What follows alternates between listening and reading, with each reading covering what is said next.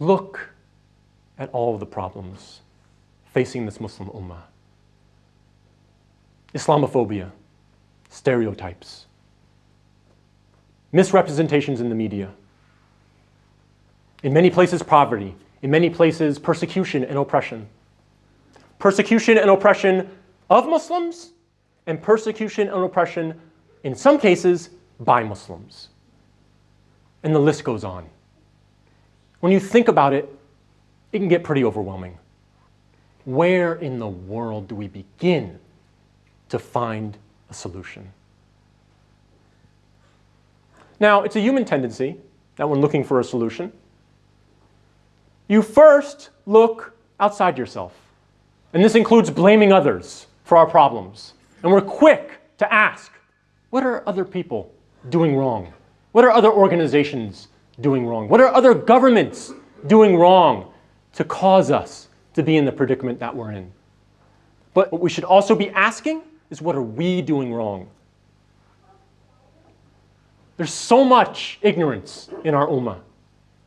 There's so much disunity, so much racism, so much corruption.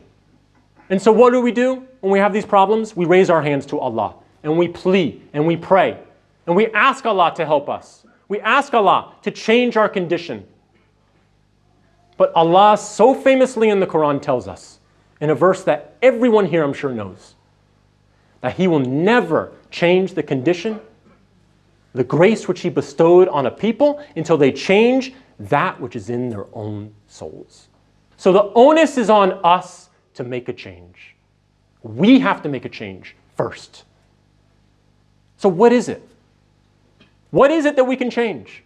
To have the hope of seeing change in ourselves, in our families, in our communities, in the Muslim ummah, and ultimately in the world. My entire first khutbah was about the disconnection between our words and our actions. In my humble opinion, this is what needs to change.